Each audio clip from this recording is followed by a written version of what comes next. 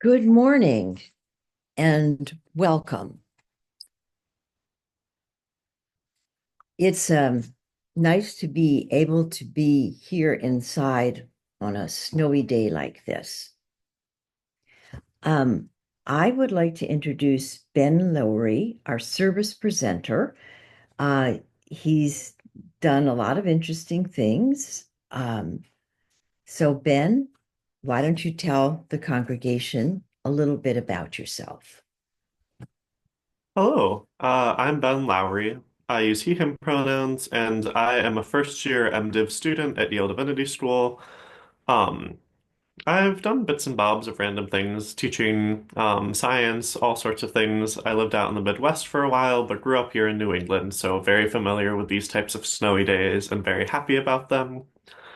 And I'm excited to be back with you all, worshiping even on Zoom. Thank you. Um, we can only greet one another via Zoom. Um, so um, if you have something really important to say, put it down in the chat. Um, we're going to do the chalice lighting affirmation next. Love is the spirit of this congregation, and justice is its light. Come and join me. Um, this is our covenant to dwell together in peace, to seek and speak the truth in love, to help one another and celebrate life. And we'll sing our first hymn now, just as long as I have breath.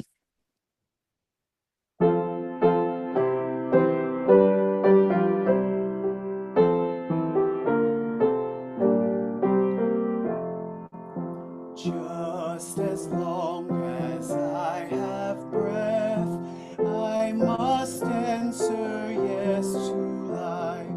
Though with pain I made my way, still with hope I meet each day.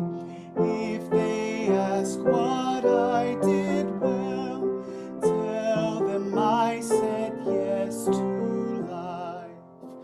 Just as long as vision lasts, I must answer yes to truth.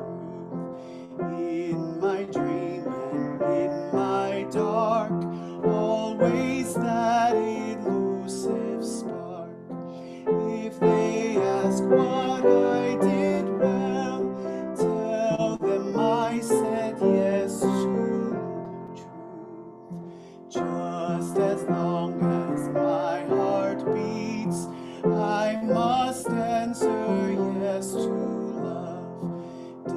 Disappointment pierced me through, still I kept on loving you.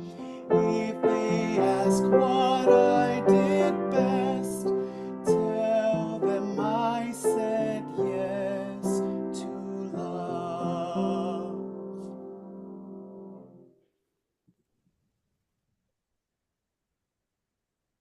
So good to be together. Let's see our children's affirmation. We are Unitarian Universalists. We are people with open minds, loving hearts, and helping hands.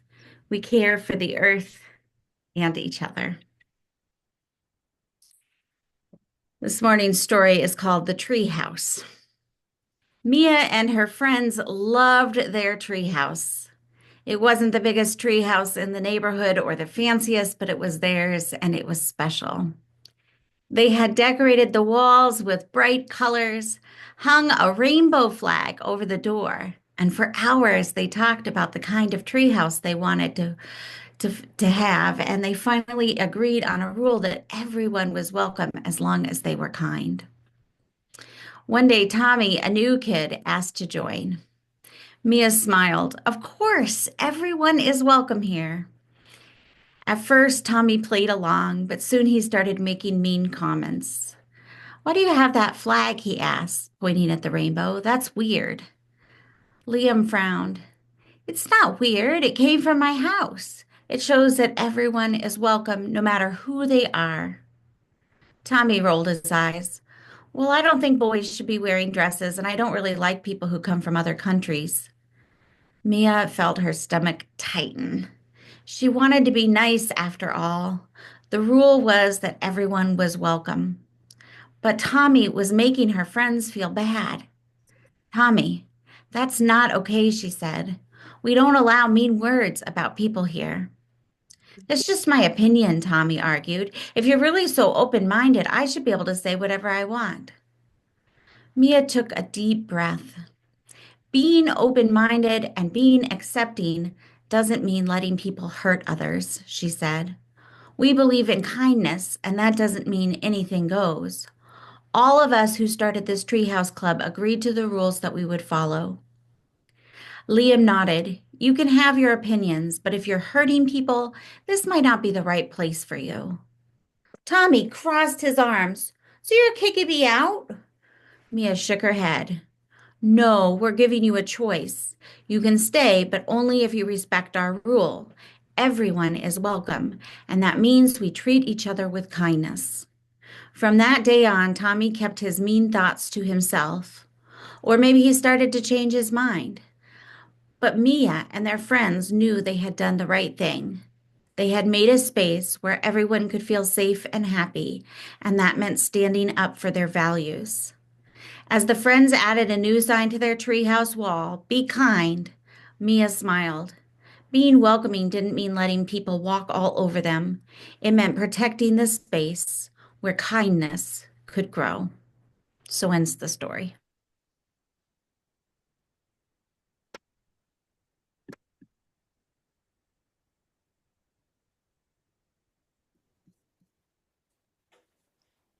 Sorry about that. Let's sing This Little Light of Mine.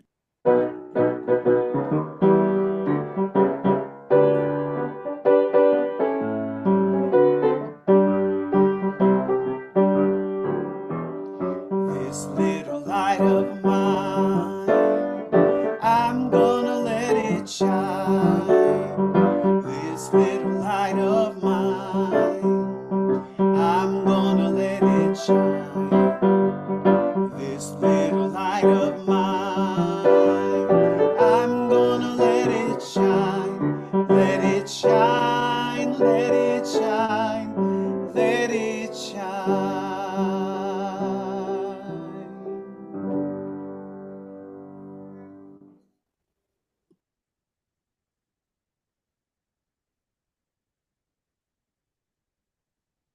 And now it's time for shared milestones, both silent and spoken. And you can take it from there, Ben. Thank you. So the way that we're going to do milestones today is we're going to do it through the chat function. If you've got a silent milestone, you can just put it in the chat as an X or silent, whatever you want to type. And if you have a spoken milestone, you can type it out in the chat, and I will read those out for us.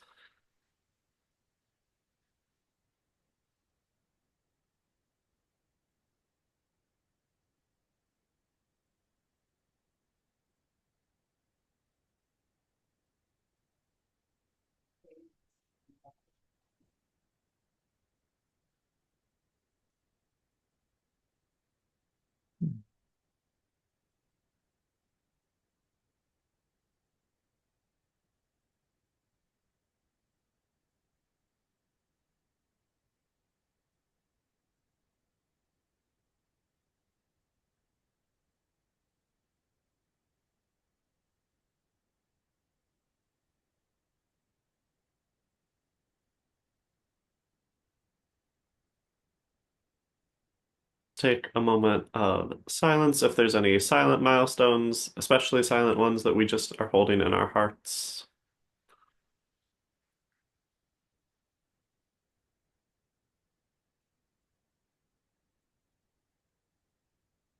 Thank you all. I'll just close this in a short moment of prayer. So if you want to join me in whatever that looks like to you, we have so much to be grateful for in this world and in this moment. And still, in our gratitude, let us recognize and hold space for our moments of grief, of pain, and of hurt. Let us not rush through those moments, but greet them, letting them be, and knowing that when we are ready, we will pick up joy again and continue to live rooted in the communities of which we are all parts. Amen.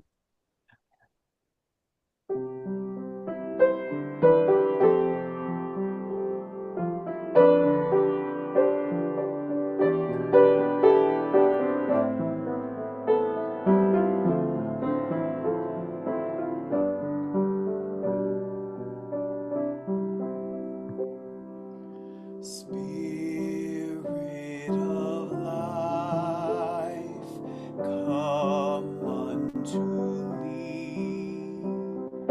Sing in my heart all the stirrings of compassion. Blow in the wind, rise in the sea. Move in the hand, giving life the shape of justice. Roots hold me close, wings set me free. Spirit of life, come to me, come to me.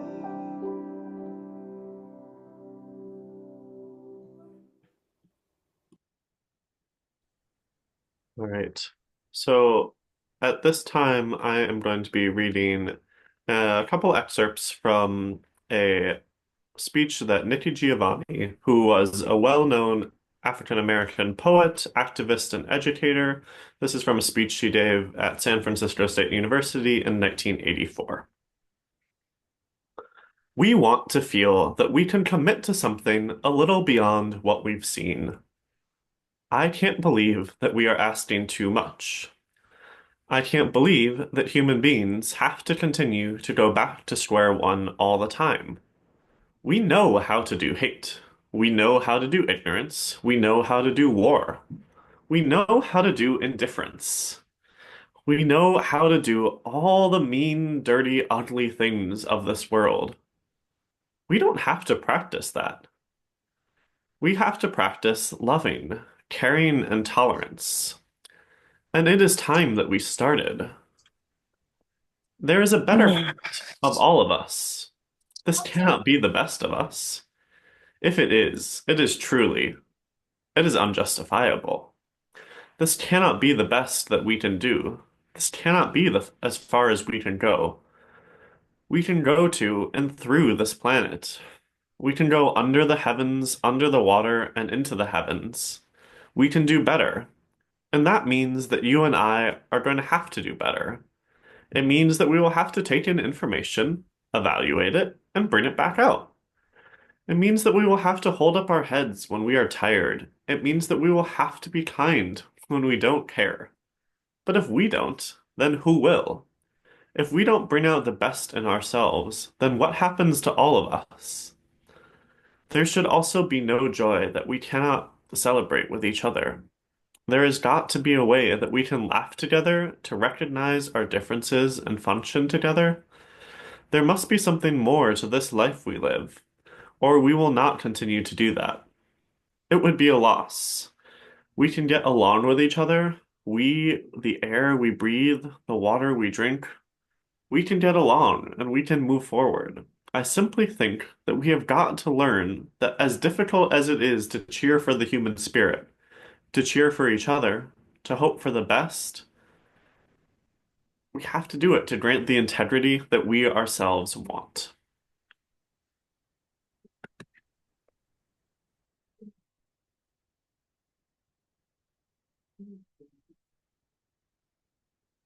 Um,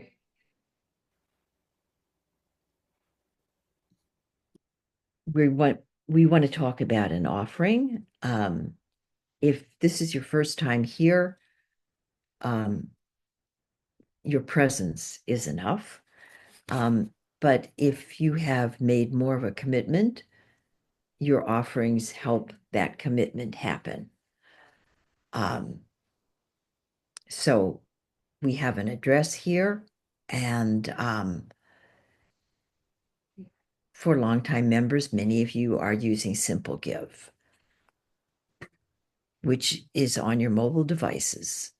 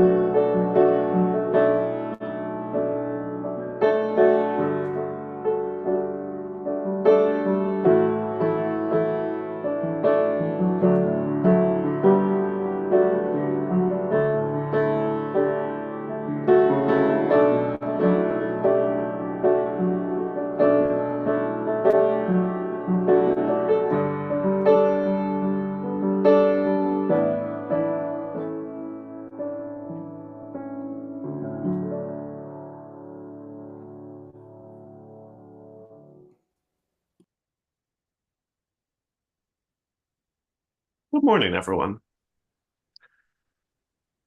I have always loved thin places. A night at camp when my co-director and I are up far past our bedtimes, stargazing on the docks after our closing candlelight service, feeling awe and nostalgia for an experience not quite ended. Out on a hike with a friend, not trying to think, but just existing in the beauty together.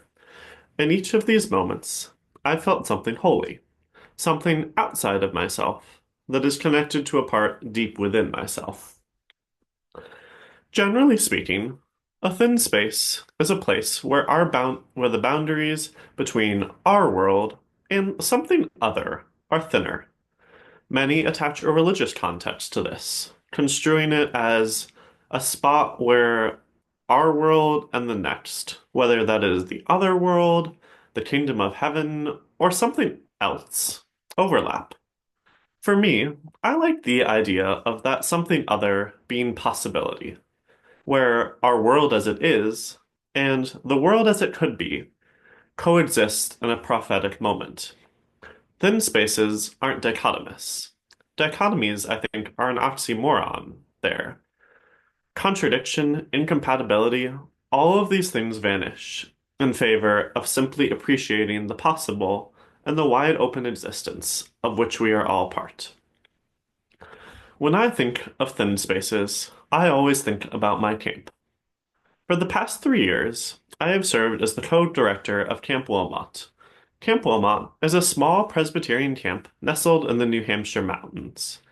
It's full of trees and hills and is on the best small pond in New England.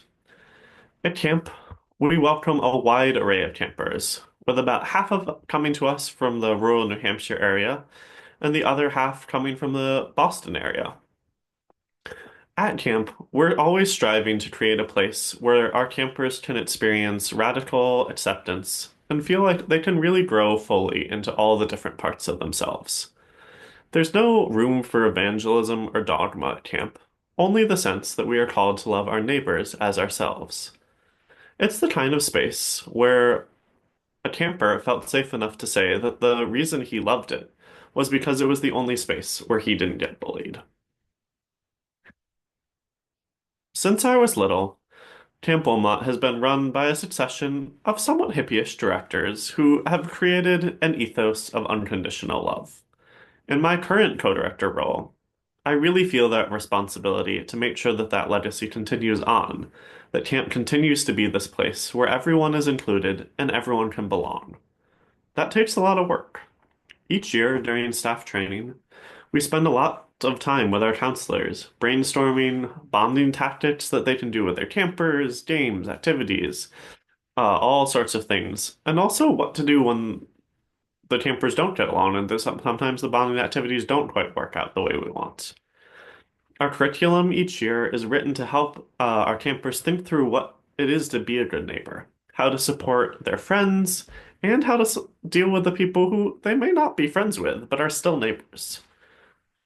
Sometimes the work gets really difficult. There have been times when we have had to send some campers home because they just can't figure out how to make camp a good, safe place for others. But part of our work is also making sure that campers who have had to go home are welcomed back next year when they come back to try again. And some of the I think most rewarding part of camp is seeing those campers knowing that they have a space to come back to and try again. And for some of them, have it be a space that once they've tried it again, that really becomes their spot and where they grow into really wonderful, even counselors who have keep coming back again and again. And I think a big part of why I keep coming back to camp is knowing how important it was for me to have a loving space as a child. Um, I haven't just been co-directing, but I've been at camp every summer since I was 8 years old. All told, this coming summer will be my 18th at camp. And so when I say that camp is a place where I felt included all my life, like from being a very awkward and unaware middle schooler with a few friends, to being in college and sorting out the whole what it means to be queer, I really mean it. I think even as I've begun to move away from a Christian faith on a personal level, camp is still a place to me where I know that I'm welcomed and where I can belong. Right now, if you were to Google DEI, the acronym for Diversity, Equity, and Inclusion, one of the first results is an executive order released on January 20th, 2025, entitled Ending Radical and Wasteful Government DEI Programs and Preferencing. It reads in part, the Biden administration forced illegal, immoral discrimination programs going by the name Diversity, Equity, and Inclusion into virtually all aspects of the federal government. This was a concerted effort stemming from President Biden's first day in office, when he issued an executive order advancing racial equity and support for underserved communities through the federal government. Pursuant to federal executive order and follow-on orders, nearly every federal agency and entity submitted equity action plans to detail the ways that they have furthered DEI's infiltration of the federal government. The public release of these plans demonstrated immense public waste and shameful discrimination. That ends today. The story that I told a moment ago about thin spaces and camp, I could tell about pretty much any congregation in the world, and I would get a lot of nods and smiles. I'd have people coming up to me after the service asking about my summer camp. Um, and at more than half of those churches, if I continued with my presentation of recent events, I would have lost the congregation entirely. Why is that? Why is that when we talk about children and summer camp, including others is a virtue, something pretty uncontroversial. You talk to people about summer camp, you get so many smiles, and they're saying what a wonderful place it is to learn and grow. Inclusion is okay if it's for kids. But try and say that inclusion is an important work for adults too, and suddenly you've crossed a line. For many people in our country, like those writing that order, inclusion is something weak. People shouldn't need to be included. They should pull themselves up by their bootstraps and include themselves. Others say that everyone should be inclusive, but anyone who ever fails to be inclusive ever is an awful human, no longer worthy of being included. Others, they say that we no longer have to include all people, just those who know the right way of thinking. Although they can't really agree on what the right way of thinking, so they can't actually include each other. Something is wrong, and I think that something is broken. When we push for an inclusion within limits, when we delineate how and when and why it's and where it's acceptable, we have gone horribly astray. There is a breakdown in our world between what we teach our children and what we practice as adults. I think I know that I am not immune to this. As I was writing this, I kept thinking, this sounds, I don't know, kind of trite. Maybe it's a little childish. In such a broken world, is inclusion really what we need? It doesn't seem like it's enough. It seems facile. And maybe it is facile, but I think that it has to be. Yes, inclusion isn't enough. We have to do the work after we invite people to make sure what they feel like they belong. We have to do the work to keep our inclusive invite spaces where people belong, work like what Sienna Marie talked about in our children's sermon. We have to be, I think ultimately though, we have to push back against this disconnect, this idea that practicing something that seems so simple isn't what the world needs. Because I don't think we'll ever make a world where everyone belongs if we don't acknowledge that we live in a world where people aren't included. Nikki Giovanni talks about this. Humans are quick to argue, and we're fast to hate. We're not patient, and we often struggle being kind. To build a world based on inclusion is to counter those instincts in ways both small and large. Building an inclusive world requires policy changes and legal action, protests, and education. It's also the work of connecting with someone very different from you and holding space for their humanity, even if they're kind of annoying. Regardless of the scale at which we work, we always have to be willing to slow down and see each other as humans. There are going to be times when we rush to judgment or we rush to infer things when we shouldn't. That's okay, it's part of being human. It's okay that we're going to need to remind ourselves to slow our judging roll, but we still need to do it. When we take time to love, we stop running on instinct and let our actions be shaped by intention. In many ways, I think the sermon is a meditation on all of the questions I'm asking myself about building an inclusive world. And so, because it's, I think, a set of questions, it can't be an answer because I don't have answers. I'm 25, and just because I have this nice Zoom spotlight doesn't really mean that I know anything. I know that many people in this congregation have really rooted experience and ideas about inclusion, about organizing communities, about what the activism and education for that work looks like. And I'm glad of that because I know that I don't have an answer, or I don't have the answer, but I know that there isn't only one answer. There's just answers. And we need to keep finding the answers because sometimes they're going to be simple and small, sometimes they're big and difficult. And all of that, I think that we need to give ourselves time to love, time to slow down so that instead of letting our instincts guide us, we're letting the intentions, what our values are, the things that we want to practice, making sure that those are what's shaping our actions in the world. So, in lieu of providing you with the answer, I want to provide everyone with, I think, an answer. This is a song that I learned at my summer camp, and I think it's a good reminder of what we need to do and how we can do it. So, an in-person church, I would be teaching this to you, call and response. We'd be singing it together, back and forth, and then we'd sing it together as a congregation a few times.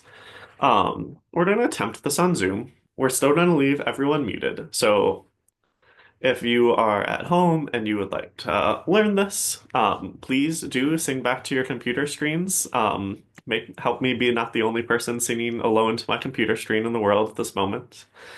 Um, and if that's not your thing and you just want to listen while I teach the song, that's okay. So I'm going to sing the first two lines, and then I'll sing the first two lines twice. So the first time you can listen, second time you can hear them. Then I'll sing the next two lines twice. First time you can listen, then you can uh, sing them back with me, and then we'll put that all together, and then I'll sing the last three lines twice again, and then we'll put it all together, sing it through once, and then we'll close out. So, where there is love, where there is love, nothing is too much. Sorry, just totally went on. Let's sing that first bit back again. Where there is love, where there is love. I'm sure that everyone is sounding great at home, and I wish I could hear you. This is the next chunk. Nothing is too much trouble. Nothing is too much trouble. Again. Nothing is too much trouble. Nothing is too much trouble. And we'll put that all together. Where there is love, where there is love, nothing is too much trouble. Nothing is too much trouble. And then the second part goes, and there is always time, time, time. There is always time, time, time. There is always time, time, time. Oh. And let's do that again, just that second part. And there is always time, time, time. There is always time, time, time. There is always time, time, time. Oh. And now, hopefully, we've at least sort of learned it, and I'll just sing it through once. And that'll be that. So, starting from the beginning. Where there is love, where there is love, nothing is too much trouble. Nothing is too much trouble. And there is always time, time, time. There is always time, time, time. There is always time, time, time. Oh. Thank you all. I hope that the song helps you remember to keep slowing down, to build inclusion as a practice, as a habit, so that we can build a world, little community by little community, where all can belong. Thank you. Let's sing together. There is more love somewhere.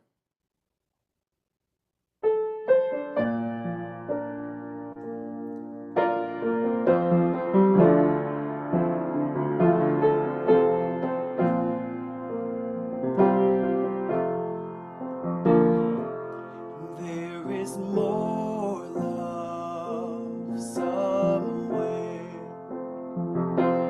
There is more love somewhere. I'm gonna keep on till I find it. There is more love somewhere.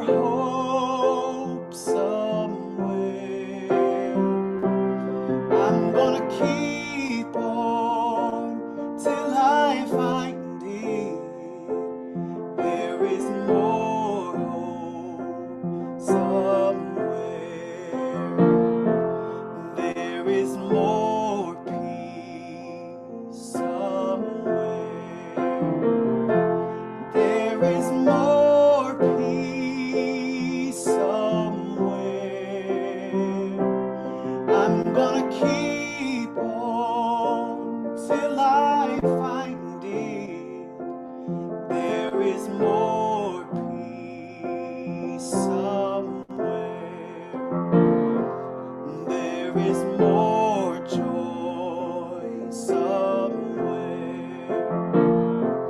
There is more joy somewhere. I'm gonna keep on till I find it. There is more joy somewhere.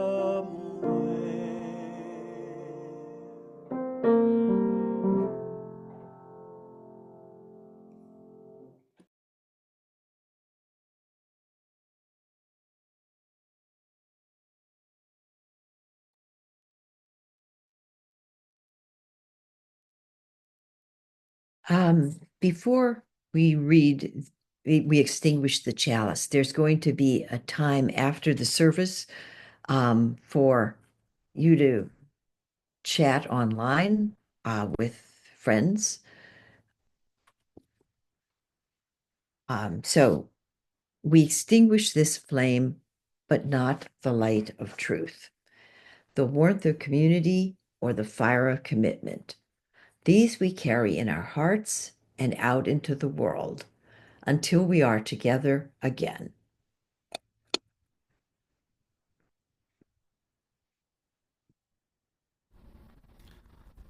All right, so I want to leave you one last time with Nikki Giovanni's words because I think she says it better than me.